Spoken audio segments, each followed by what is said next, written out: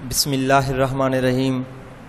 السلام علیکم اسٹوڈینٹس، آج کا جو ہمارا سبق ہے وہ ہے خدا اس وقت یہ چاہتا ہے کہ۔ بیٹا اس سبق کو پڑھنے کے بعد ہمارے پاس جو مقاصد سامنے آتے ہیں ان میں سے چند تدریسی مقاصد کی شکل میں ہمارے پاس ہیں۔ بیٹا سب سے پہلے اس سبق کی تدریس کے بعد طلبہ اس قابل ہو جائیں گے کہ جان پائیں کہ لوک کہانیاں عوام کے جذبات و احساسات کی سچی ترجمان ہوتی ہیں، سمجھ پائیں کہ عقل و دانش انسان کو کبھی ناکام اور مایوس نہیں ہونے دیتی۔ بیٹا جو لوگ عقل مندی سے کام لیتے ہیں وہ کبھی ناکام اور مایوس نہیں ہوتے۔ خاص الفاظ بیٹا یہ مشکل الفاظ ہیں، ان کے معنی دوران بلند خوانی آپ کو بتائے جائیں گے۔ بیٹا غور سے سنیے گا۔ کہتے ہیں کہ ایک بادشاہ امراء، وزراء اور نوکروں چوکروں کے جمع غفیر کے ساتھ، جمع غفیر کہتے ہیں ہجوم کے ساتھ، دارالسلطنت سے شکار کو نکلا، اپنی سلطنت سے۔ یہ لوگ کئی دن تک جنگل میں شکار کھیلتے رہے۔ ایک روز ایک دن یوں ہوا کہ بادشاہ کے سامنے چند ہرن نمودار ہوئے، ظاہر ہوئے، اور چوکڑیاں بھرتے ہوئے بھاگنے لگے۔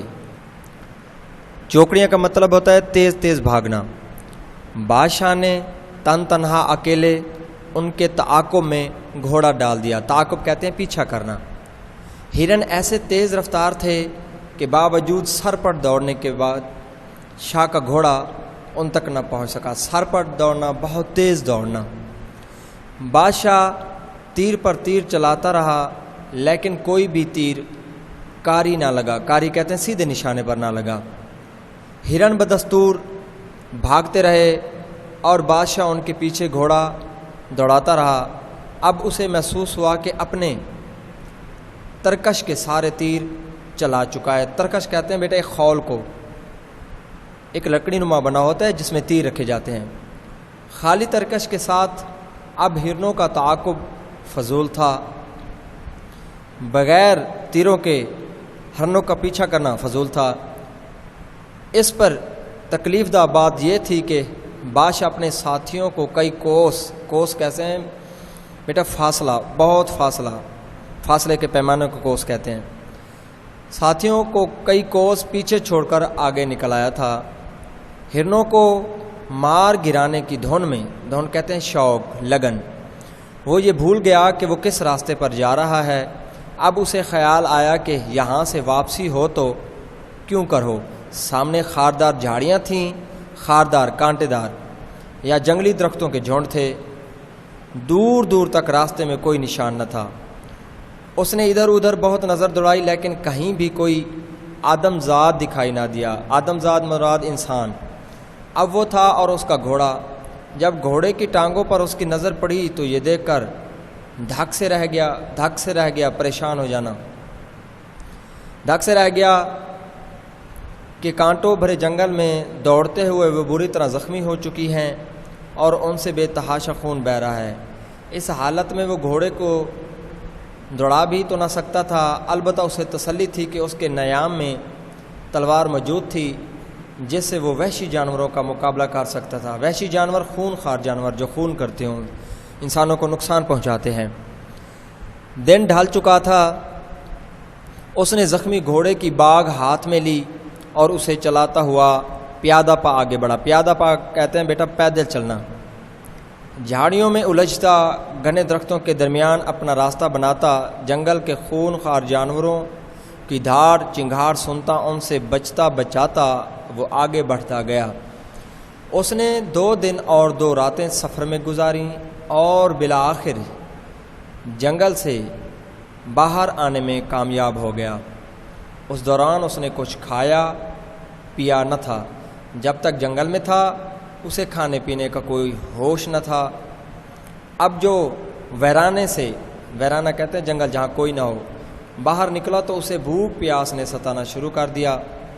پیاس تو اس نے ایک جوہر سے چند چلو پانی بیٹا یہ ایک ہاتھ میں جتنا پانی لیا جاتا ہے اسے چند چلو پانی کہتے ہیں. چند چلو پانی لے کر بجھا لیا. البتہ بھوک مٹانے کا کوئی سامان نہ تھا. جنگل سے نکل کر ابھی وہ 3 کوس ہی چلا ہوگا کہ اسے لہلہاتے کھیت نظر آئے، لہلہاتے سرسبز. اس کی خوشی کا کوئی ٹھکانہ نہ تھا، کیونکہ وہ سنسان بیابان سے، سنسان جنگل سے نکل کر انسانوں کے جہان میں آ گیا تھا. مسلسل سفر اور بھوک پیاس کی شدت کے باعث اس کی ہیئت کہتے ہیں شکل، صورت بہت کچھ بدل چکی تھی. درختوں اور جھاڑیوں میں متواتر الجھنے کی وجہ سے اس کا لباس بھی کہیں کہیں سے پھٹ گیا تھا. اس کی ظاہری حالت کو دیکھ کر کسی کو بھی یہ اندازہ نہیں ہو سکتا تھا کہ وہ اس ملک کا بادشاہ ہے. چلتے چلتے اسے خربوزوں کا ایک کھیت نظر آیا. اس نے سوچا چلو بھوک مٹانے کی ایک صورت تو نکلی. پکے ہوئے خربوزوں کا رنگ اتنا عمدہ اور خوشبو اس قدر تیز تھی کہ ان سے کھیت کی ساری فضا دہک اور مہک رہی تھی. دہکنا مہکنا مطلب ہر طرف خوشبو ہی خوشبو تھی. بادشاہ کے منہ میں پانی بھر آیا. اس نے دیکھا کہ ایک کسان کھیت کے سرے پر کھڑا سخت پہرا دے رہا ہے. اس کے رعب و داب کا یہ عالم ہے کہ کھیت میں کسی آدمی یا مویشی کا داخل ہونا تو کجا کا مطلب ہوتا ہے کہاں، وہاں پرندہ بھی پار نہیں مار سکتا. بہرحال بادشاہ نے بھی اپنے جی میں ٹھان لی کہ وہ ہر قیمت پر خربوزوں کے 2-4 دانے حاصل کر کے رہے گا. وہ گھوڑے کی باگ ایک درخت سے اٹکا کر کسان کے پاس پہنچا. رسمی سلام و دعا کے بعد بادشاہ نے اس سے پوچھا یہ خربوزے کس کے ہیں؟ میرے ہیں، اس شخص نے جواب دیا. کیا انہیں فروخت کرو گے؟ بادشاہ نے کہا نہیں، یہ فروخت کے لیے نہیں ہیں. کسان نے گرج کر جواب دیا. گرج کر جواب دینا، غصے سے جواب دینا. تو پھر کاہے کے لیے ہیں؟ بادشاہ نے پوچھا. تم کیوں پوچھتے ہو؟ کسان اپنے مخصوص گونجدار لہجے میں بولا. گونجدار لہجہ، بھاری روب والا لہجہ. بھائی میرا جی چاہتا ہے کہ قیمت دے کر تم سے 2-4 خربوزے لے لوں. بادشاہ نے قدرے نرمی سے کہا نہیں، ہرگز نہیں. تم تو کیا یہ خربوزے کوئی بھی نہیں لے سکتا، بلکہ خود میں بھی نہیں لے سکتا. کسان نے زیادہ کرخت لہجے میں جواب دیا. کرخت لہجہ، سخت تنزیہ انداز میں. تو پھر تم انہیں کیا کرو گے؟ بادشاہ نے پوچھا. دیکھو یہ خربوزے میں نے فقط بادشاہ کے لیے بوئے ہیں اور صرف وہی انہیں کھا سکتا ہے. اسی کے لیے میں نے رات دن پہرا دے کر یہ فصل پروان چڑھائی ہے. کسان بولا بھائی جتنی قیمت تم کہو گے میں دوں گا، زیادہ نہیں تو ایک ہی خربوزہ توڑ کر مجھے دے دو. میں ایک مسافر ہوں اور کئی دن سے سفر میں ہوں. مجھے سخت بھوک لگی ہے. خدا را مجھ پر رحم کرو. بادشاہ نے لجاجت سے کہا. لجاجت کا مطلب ہے منت سماجت کے ساتھ کہا نہیں، بالکل نہیں. اگر تم ایسے ہی مالدار ہو تو جاؤ منڈی میں، وہاں تمہیں بہت خربوزے مل جائیں گے. وہاں ایک سے ایک بڑھیا مال پڑا ہے. میں اپنے کھیت کے خربوزے کسی کو نہیں دینے کا. ایک بار کہہ جو دیا کہ یہ صرف اور صرف بادشاہ کے لیے ہے. کسان تڑح کر بولا، زوردار آواز سے بولا. اس پر بادشاہ کی رگ ظرافت پھڑکی اور اس نے ایک اور سوال داغ دیا. رگ ظرافت ایک اپنی اندرونی آواز سے پوچھا اگر بادشاہ تمہارے یہ خربوزے قبول نہ کرے تو پھر کیا کرو گے؟ نہ کرے قبول، مجھے اس کی کیا پرواہ ہو سکتی ہے. قبول کر لے تو فبہا، قبول کر لے تو فابہا. فابہا کا مطلب ہوتا ہے بیٹا کافی. نہ قبول کرے تو اس کی بھی ایسی کی تیسی. کسان برہم ہو کر بولا. اب بادشاہ کے پاس اس کے سوا کوئی چارہ نہ تھا کہ بھوکے پیٹ وہاں سے رخصت ہو جائے. وہ کوس بھر چلا ہوگا کہ اس کے ساتھی اسے تلاش کرتے کرتے آ پہنچے. بادشاہ دارالسلطنت میں واپس آ گیا. کسان سے ملاقات کا واقعہ جب کبھی اسے یاد آتا دل ہی دل میں ہنستا. وہ شدت کے ساتھ کسان کی آمد کا منتظر تھا. منتظر کہتے ہیں بیٹا انتظار کرنے والا. ایک دن دربار لگا ہوا تھا. عمرہ، ذمہ دار لوگ کہتے ہیں عمرہ. وزراء اور سلطنت کے بڑے بڑے حکام بادشاہ کی خدمت میں حاضر تھے. شاہی چوبدار، چوبدار کہتے ہیں بیٹا پہرے دار. دربان اور پہرے دار مستدی.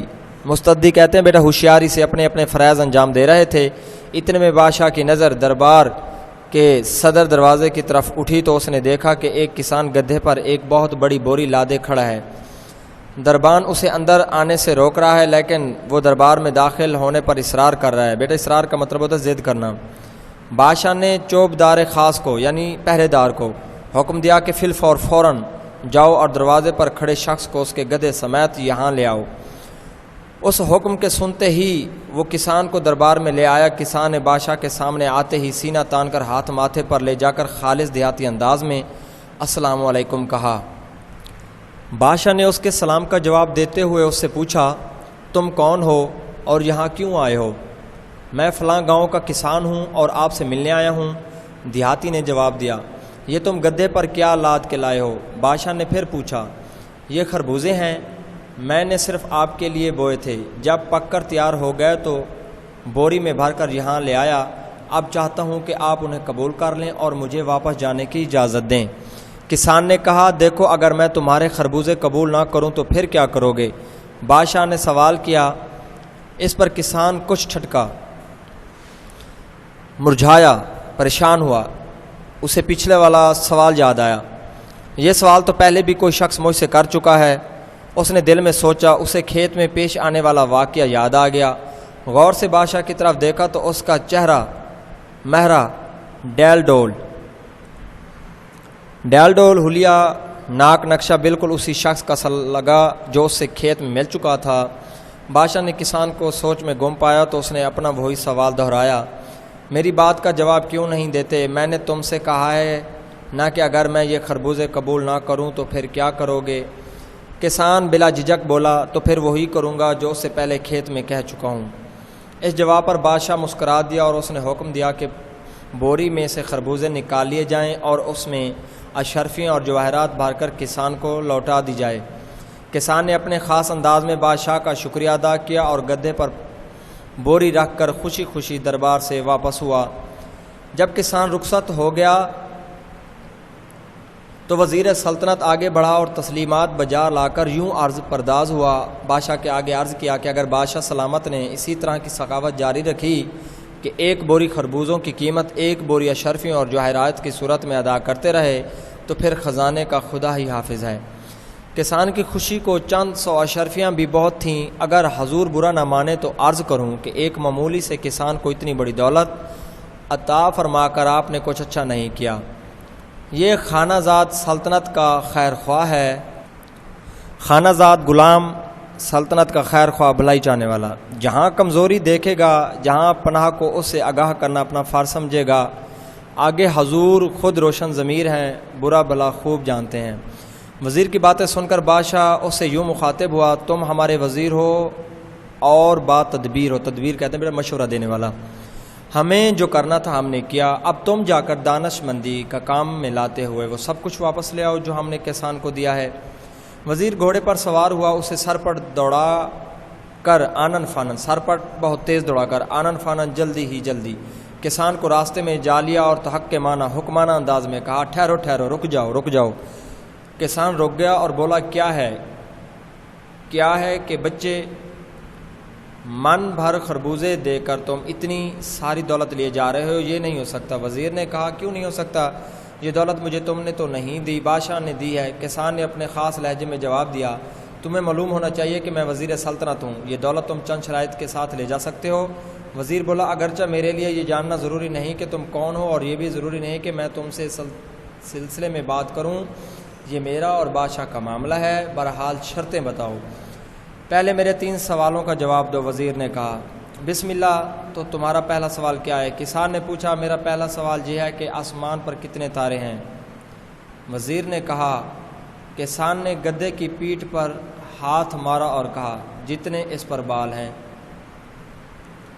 اس کا کوئی ثبوت؟ وزیر نے پوچھا، دونوں کو گن لو، اگر ایک بھی کم پڑے تو میں قصوروار ہوں۔ کسان بولا۔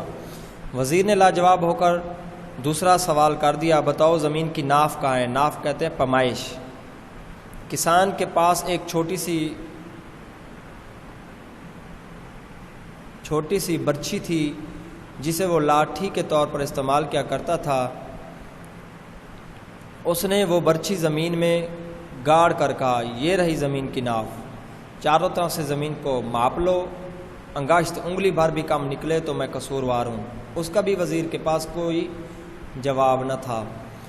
وزیر کا تیسرا سوال تھا، خدا اس وقت کیا چاہتا ہے؟ کسان نے کہا، توبہ توبہ، خدا کے بارے میں اس حالت میں کیسے بات ہو سکتی ہے کہ تم ایک اعلیٰ نسل کے گھوڑے پر سوار ہو، نہایت قیمتی لباس پہنے ہوئے، میں ایک معمولی درجے کا کسان پھٹے پرانے کپڑوں میں مریل سے گدے پر بیٹھا ہوں جو ڈھچکوں ڈھچکوں کر کے چلتا ہے اور مشکل سے دن بھر میں 2 کوس فاصلہ طے کرتا ہے۔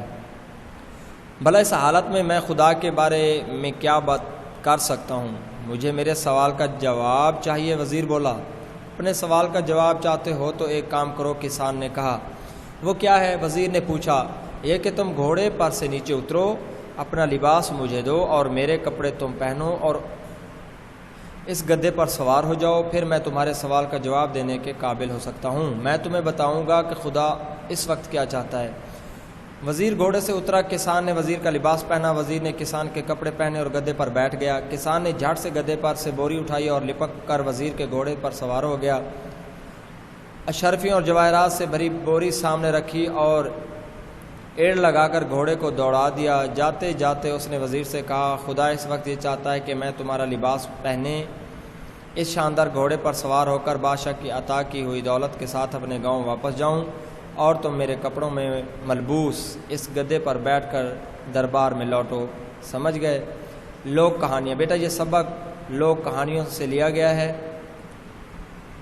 بیٹا مشق سبق خدا اس وقت یہ چاہتا ہے کہ مطابق داجدال سوالات کے مختصر جواب لکھیں۔ بیٹا ان سوالات کے جواب غور سے سنیے گا۔ الف، بادشاہ کا گھوڑا ہرنوں تک کیوں نہ پہنچ سکا؟ جواب، بادشاہ کا گھوڑا ہرنوں تک اس لیے نہ پہنچ سکا کیونکہ ہرن بہت تیز رفتار تھے۔ ب، وحشی جانوروں کے مقابلے کے لیے بادشاہ کے پاس کون سا ہتھیار تھا؟ جواب، وحشی جانوروں کے مقابلے کے لیے بادشاہ کے پاس تلوار تھی۔ جیم، بادشاہ کتنے خربوزے خریدنے کا ارادہ رکھتا تھا؟ جواب، بادشاہ سلامت 2-4 خربوزے خریدنے کا ارادہ رکھتا تھا۔ بادشاہ کو بھوکے پیٹ رخصت کیوں ہونا پڑا؟ بیٹا جواب، بادشاہ کو بھوکے پیٹ اس لیے رخصت ہونا پڑا کہ کسان خربوزے بیچنا ہی نہیں چاہتا تھا۔ وزیر کا تیسرا سوال کیا تھا؟ جواب، وزیر کا تیسرا سوال یہ تھا کہ خدا اس وقت کیا چاہتا ہے؟ بیٹا سبق خدا اس وقت یہ چاہتا ہے کہ مطابق درست جواب کی نشاندہی۔ بادشاہ دارالسلطنت سے نکلا کھیلنے کے لیے، شکار کے لیے، ملک فتح کرنے کے لیے، شادی پر جانے کے لیے۔ بیٹا جواب ہے شکار کے لیے۔ بے، جنگل سے نکلنے کے بعد بادشاہ کو لہلہاتے کھیت نظر آئے۔ 2 کوس بعد، 3 کوس بعد، 4 کوس بعد، 5 کوس بعد۔ بیٹا جواب ہے 3 کوس بعد۔ جیم، کسان نے خربوزے بوئے تھے اپنے لیے، بازار میں بیچنے کے لیے، بادشاہ کے لیے، دوستوں کے لیے؟ جواب ہے بیٹا بادشاہ کے لیے۔ بادشاہ کے سامنے آ کر کسان نے سب سے پہلے کہا، میں خربوزے لایا ہوں، میں غریب ہوں، مجھے معاف کر دیں، السلام علیکم۔ جواب ہے بیٹا السلام علیکم پہلے کہا۔ بادشاہ نے کسان کو انعام دیا، اشرفیاں اور جواہرات، 10 لاکھ روپے، شہر میں مکان، کچھ بھی نہیں۔ جواب، اشرفیاں اور جواہرات۔ وزیر کسان کے پیچھے آیا، حصہ بانٹنے کے لیے، مزید انعام دینے کے لیے، انعام واپس لینے کے لیے، کسان کو مارنے کے لیے؟ جواب بیٹا ہے اس کا انعام واپس لینے کے لیے۔ دائی ذیل الفاظ و تراکیب کے معنی لکھیں۔ بیٹا یہ الفاظ ہیں، ان کے معنی میں بتا رہا ہوں، غور سے سنیے گا۔ جمع غفیر، بیٹا اس کا مطلب ہوتا ہے بہت بڑا ہجوم۔ چوکڑی، بیٹا اس کا مطلب ہے ہرنوں کے بھاگنے کا انداز۔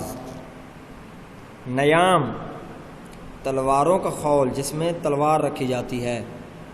ظرافت، مذاق، ہنسی۔ خانہ زاد، غلام۔ جواہرات، ہیرے موتی کے زیورات۔ بڑھیا، عمدہ، معیاری، برہم ناراض۔ کالم الف میں دیے گئے الفاظ کو کالم بے کے متعلقہ الفاظ سے ملائیں۔ بیٹا بادشاہ ہے، اس کا آئے گا وزیر۔ ترکش ہے بیٹا، اس کا آئے گا تیر۔ چوبدار ہے، اس کا آئے گا بیٹا پہرے دار۔ ڈیل ڈول ہے بیٹا، اس کا آئے گا چہرہ مورا۔ اشرفیاں، اس کا آئے گا بیٹا جواہرات۔ بیٹا لفظ ہے روب، اس کا آئے گا داب۔ لفظ ہے سنسان، بیٹا اس کا آئے گا بیابان۔ دائی ذیل الفاظ کے متضاد الفاظ لکھیں۔ بیٹا غور سے سنیے گا۔ بادشاہ، غلام، تعاقب، سبقت، انسان، حیوان، مالدار، مفلس،